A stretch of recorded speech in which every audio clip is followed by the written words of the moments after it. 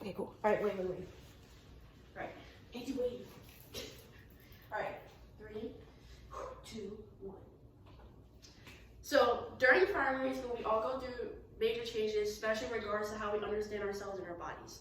Now, everyone can recall their first crush or their first love and all the feelings involved, the love, all the, oh my gosh. But because usually this happens at such a young age, it can be really confusing and an extremely vulnerable time for us. This is why it's so important that we have proper quality sexual education in schools, because kids need to be able to be educated to make healthy decisions on their relationships and their sexual lives, especially because these relationships will only continue on as their lives go forward. So, according to CDC.gov, 93% of parents want kids to have sexual education in middle schools, as well as 96% of parents want sexual education in the high schools as well. Now, contrary to this statistic, neotoday.org expresses that only 24 states mandate sexual education, with 10 of those states including topics of the curriculum such as consent, healthy relationships, and sexuality. Now, this is interesting because PlannedParenthood.org defines sexual education as being gained information, skills, and motivation to make healthy decisions about sex and sexuality. So truly that means, if you base it off of PlannedParenthood.org, that really only 10 states actually give quality sex education to their students, and this is a major problem. So you guys look at the diagram you guys have.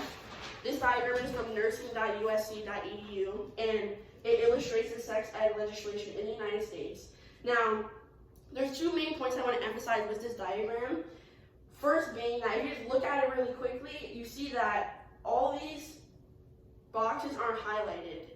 And not all of them are positive, but the majority of them are, and that is really concerning that all these aren't highlighted, and there's not one state on this diagram that has all the positive things highlighted. Now, this diagram covers topics such as if the sex education is mandated, if the information is medically accurate, if the information includes things about contraception and abstinence, if the state stresses abstinence in their courses, and if the curriculums in each state involve sexual orientation in a positive manner or sexual orientation in a negative manner.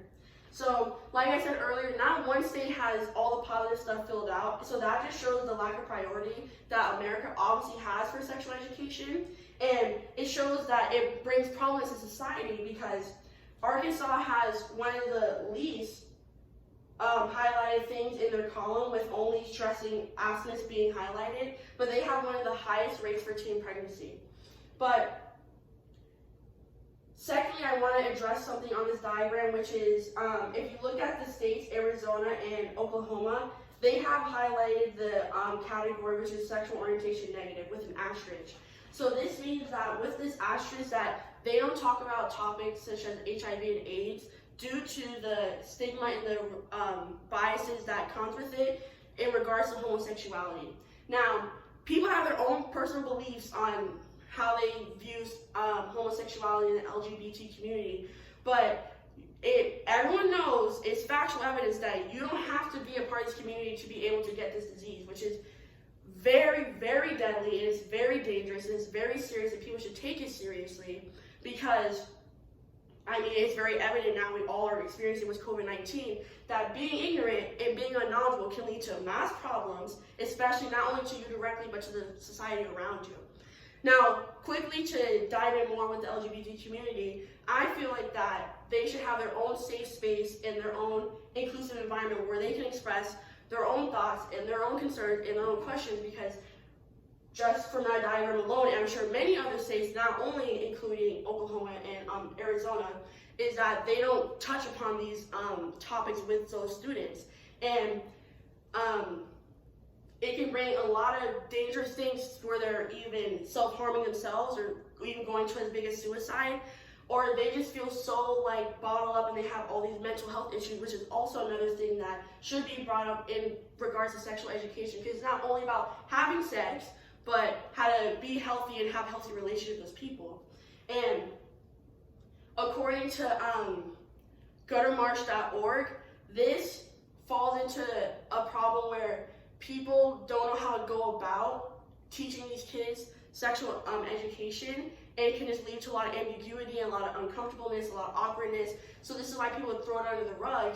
And according to guttermarch.org, there are no federal laws actually that support comprehensive sex education in the schools, And also on PlannedParenthood.org, there are very few, if any, state laws that actually go over ways and guidelines and programs of how teachers can deliver this information. And I think that's absolutely just asinine and absurd, because everyone goes through these things throughout their lives, and kids go to school. Kids have to go to school. They go to school. So they can get this information at school in a formal setting where the environment's controlled and teachers are certified enough to deliver this information, so kids are educated. They can go back into society, making educated decisions for themselves and the peers around them. And I propose that all 50 states should mandate sexual education with high quality education, and that teachers should go through a certified program so they can be prepared to deliver this information and make sure that they can be most effective and positive for the students. And as well as parents should have access to this information as well, so they are aware that what their students are learning. And the result of this happening, if one day it happens, with that the society will have more teens who are more confident and more educated about their courtships, about their relationships, about their sexual lives, and there will be less teen pregnancies, less STDs, and even sexual assaults. That's a big thing too, that you can clear up a lot of that misconception that you might see through pop culture, social media, and all that stuff, how relationships should be like in the classroom, at school, starting at school.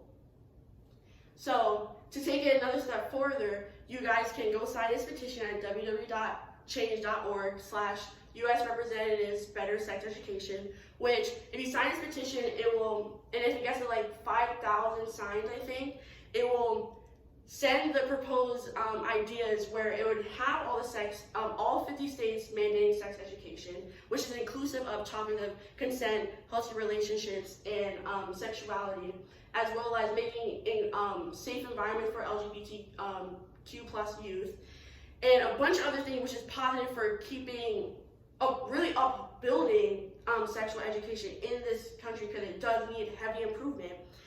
And I really appreciate you guys signing that petition. And just to wrap everything up, sex is obviously really private and it's very intimate, but it's important that our kids of the future of society know about this stuff and the consequences and how to go about certain things like that, because whether if they're comfortable enough to talk about it at home or if they're not comfortable about it to talk about it in their peers, at least they'll have an outlet where they can voice their concerns and their thoughts and their questions, so because knowledge is truly the power of the world. Thank you. Oh. This will be good. Yeah. Oh. That was all in there. And, no.